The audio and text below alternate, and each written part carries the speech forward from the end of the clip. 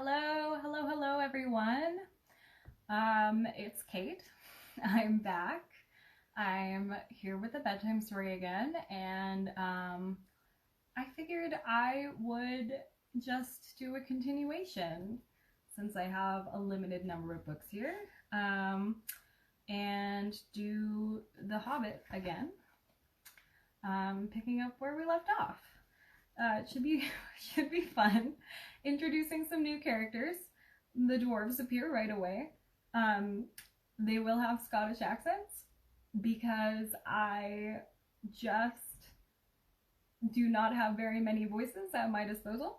So they're Scottish now. There are also two songs in this section. The first one I will let J.R.R. Tolkien sing for you because there is a recording of him singing it.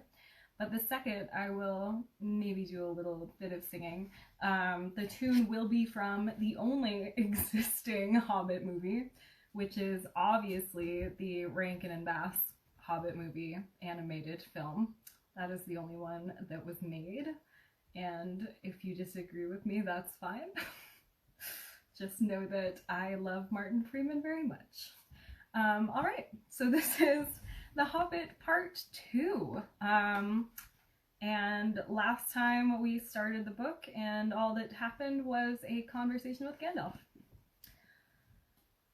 The next day, he had almost forgotten about Gandalf. He did not remember things very well, unless he put them down on his engagement tablet like this, Gandalf Tea Wednesday. Yesterday he had been too flustered to do anything of the kind. Just before tea time, there came a tremendous ring on the front doorbell, and then he remembered.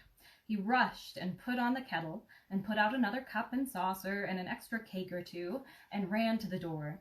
"I am so sorry to keep you waiting," he was going to say, when he saw that it was not Gandalf at all. It was a dwarf with a blue beard tucked into a golden belt, and very bright eyes under his dark green hood. As soon as the door was opened, he pushed inside, just as if he had been expected. He hung his hooded cloak on the nearest peg, and "Dwalin, at your service," he said with a low bow. "Bilbo Baggins at yours," said the hobbit, too surprised to ask any questions for the moment. When the silence that followed had become uncomfortable, he added, "I am just about to take tea. Pray come and have some with me."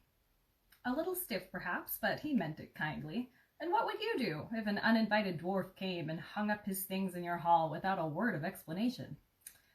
They had not been at table long. In fact, they had hardly reached the third cake, when there came another, even louder ring at the bell. "Excuse me," said the hobbit, and off he went to the door. "So you have got here at last." That was what he was going to say to Gandalf this time, but it was not Gandalf. Instead, there was a very old-looking dwarf on the step, with a white beard and a scarlet hood, and he too hopped inside as soon as the door was open, just as if he had been invited. "I see they have begun to arrive already," he said when he caught sight of Dwalin's green hood hanging up. He hung his red one next to it and said, "Balin at your service," with his hand on his breast. "Thank you," said Bilbo with a gasp. It was not the correct thing to say, but "they have begun to arrive" had flustered him badly. He liked visitors, but he liked to know them before they arrived, and he preferred to ask them himself. He had a horrible thought that the cakes might run short, and then he, as the host, he knew his duty and stuck to it, however painful. He might have to go without. "Come along in and have some tea," he managed to say after taking a deep breath. "A little beer would suit me better, if it's all the same to you, my good sir," said Balin with the white beard. "But I don't mind some cake. Seed cake, if you have any." "Lots," Bilbo found himself answering, to his own surprise, and he found himself scuttling off, too, to the cellar to fill a pint beer mug, and then to a pantry to fetch 2 beautiful round seed cakes which he had baked that afternoon for his after-supper morsel. When he got back, Balin and Dwalin were talking at the table like old friends. As a matter of fact, they were brothers. Bilbo plumped down the beer and the cake in front of them, when loud came a ring at the bell again, and then another ring. Gandalf for certain this time, he thought as he puffed along the passage. But it was not. It was 2 more dwarves, both with blue hoods, silver belts, and yellow beards, and each of them carried a bag of tools and a spade. In they hopped as soon as the door began to open. Bilbo was hardly surprised at all. "What can I do for you, my dwarves?" he said. "Keely at your service," said the one. "And Feely," added the other, and they both swept off their blue hoods and bowed. "At yours and your families," replied Bilbo, remembering his manners this time. "Dwalin and Balin here already, I see," said Keely. "Let us join the throng." "Throng," thought Mr. Baggins. "I don't like the sound of that. I really must sit down for a minute and collect my wits and have a drink." He had only just had a sip in the corner while the 4 dwarves sat round the table and talked about mines and gold and trouble with goblins and the depredations of dragons and lots of other things which he did not understand and did not want to, for they sounded much too adventurous, when ding-dong-a-ling-dang, his bell rang again, as if some naughty hobbit boy was trying to pull the handle off. "Someone at the door," he said, blinking. "Some 4, I should say, by the sound," said Feely. "Besides, we saw them coming along behind us in the distance." The poor little hobbit sat down in the hall and put his head in his hands and wondered what had happened and what was going to happen and whether they would all stay to supper. Then the bell rang again, louder than ever, and he had to run to the door. It was not 4 after all, it was 5. Another dwarf had come along while he was wandering in the hall. He had hardly turned the knob before they were all inside, bowing and saying, "At your service," one after another. Dory, Nori, Ori, Owen, and Glóin were their names. And very soon 2 purple hoods, a grey hood, a brown hood, and a white hood were hanging on the pegs, and off they marched with their broad hands stuck in their gold and silver belts to join the others. Already it had become almost a throng.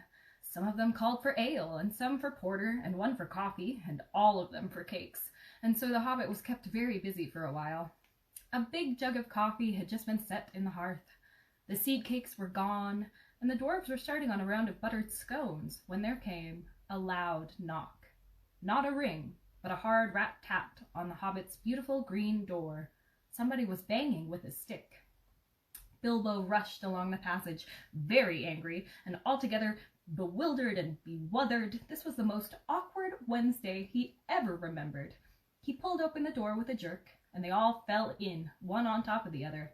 More dwarves, 4 more, and there was Gandalf behind, leaning on his staff and laughing. He had made quite a dent on the beautiful door. He had also, by the way, knocked out the secret mark that he had put there the morning before. "Carefully, carefully," he said.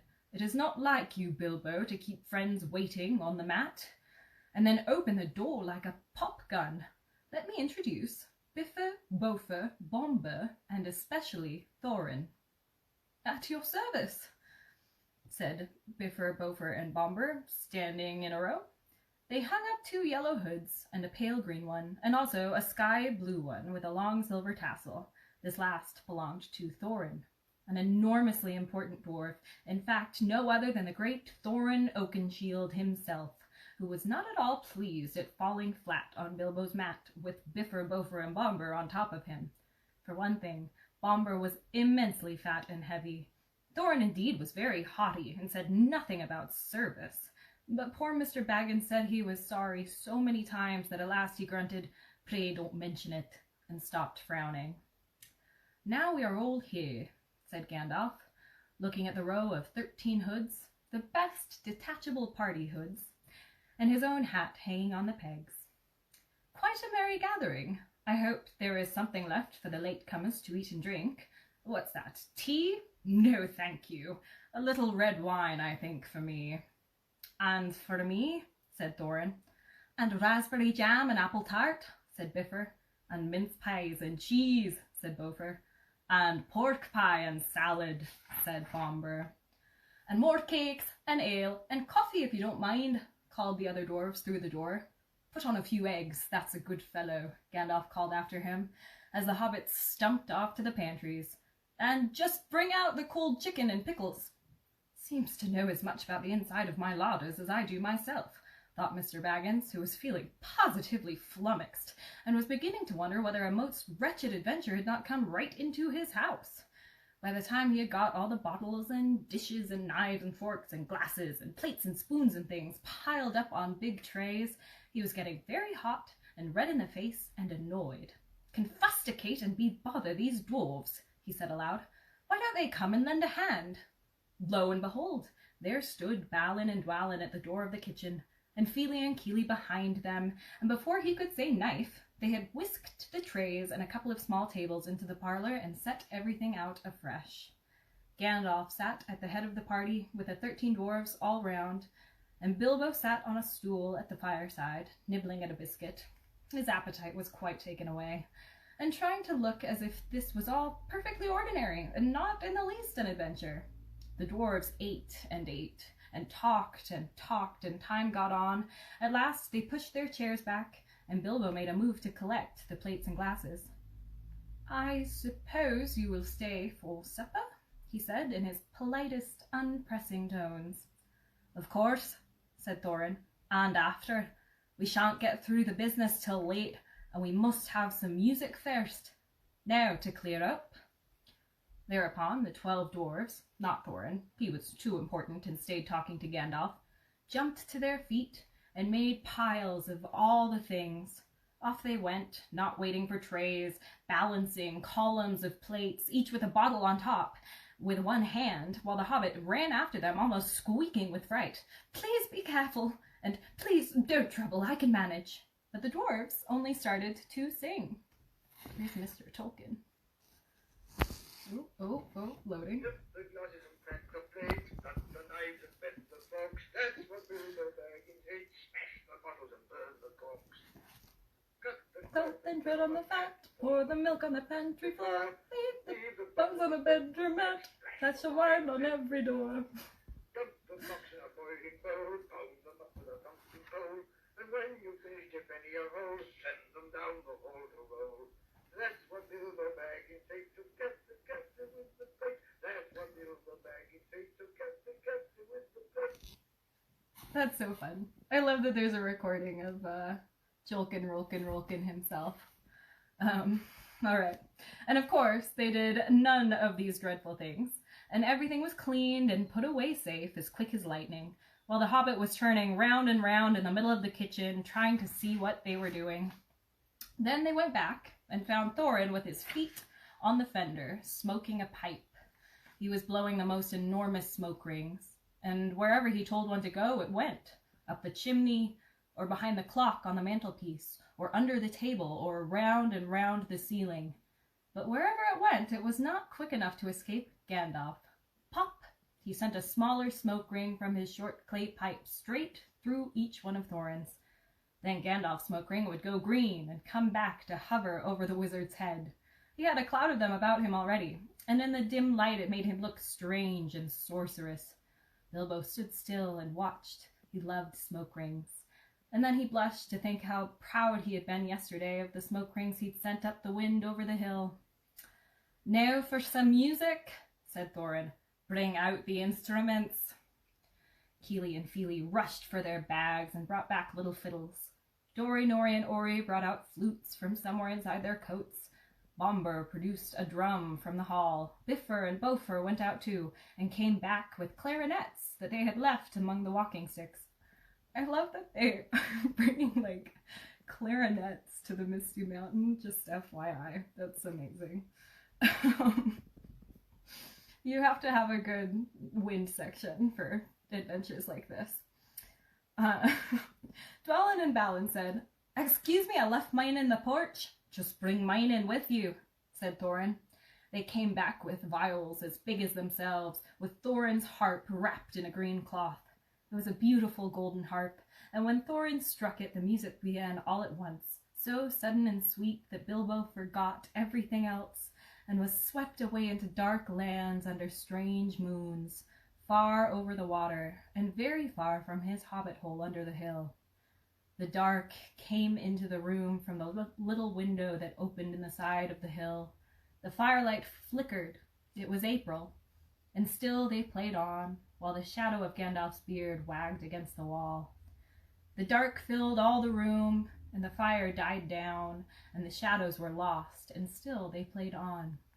And suddenly first one and then another began to sing as they played, deep-throated singing of the dwarves in the deep places of their ancient homes. And this is like a fragment of their song, if it can be like their song without their music. Far o'er the misty mountains cold, to dungeons deep and caverns old. Too low. We must away ere break of day, to seek the pale enchanted gold. The dwarves of yore made mighty spells, while hammers fell like ringing bells, in places deep where dark things sleep, in hollow halls beneath the fells. For ancient king and elvish lord, their many a gleaming golden hoard, they shaped and wrought, and light they caught to hide in gem on hilt of sword. On silver necklaces they strung the flowering stars, on crowns they hung the dragon fire, and twisted wire they meshed the light of moon and sun. Far o'er the misty mountains cold, to dungeons deep and caverns old. Keyed up, still didn't make it. We must away ere break of day, to claim our long forgotten gold. Goblets they carved there for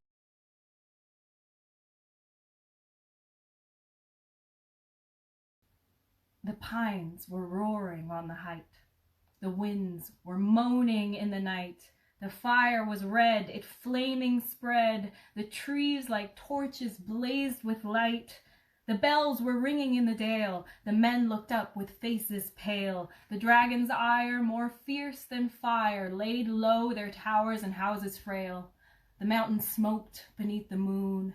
The dwarves, they heard the tramp of doom.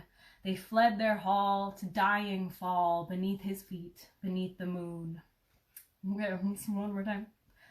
Far o'er the misty mountains grim, to dungeons deep and caverns dim, we must away ere break of day, to win our harps and gold from him. As they sang, the hobbit felt the love of beautiful things made by hands and by cunning and by magic moving through him, a fierce and jealous love, the desire of the hearts of dwarves. Then something tookish woke up inside him, and he wished to go and see the great mountains, and hear the pine trees and the waterfalls, and explore the caves, and wear a sword instead of a walking stick. He looked out of the window. The stars were out in a dark sky above the trees. He thought of the jewels of the dwarves shining in dark caverns. Suddenly, in the wood beyond the water, a flame leapt up, probably someone lighting a wood fire, and he thought of plundering dragons settling on his quiet hill and kindling it all to flames. He shuddered, and very quickly he was plain Mr. Baggins of Bag End Underhill again. And that's it for tonight. Thanks for joining for the bedtime story. We miss you all immensely. I hope you have a nice, quiet, Hobbit-like night, and hopefully you have eaten some good food, like the tea that Bilbo laid out, and I will see you later. Thanks so much.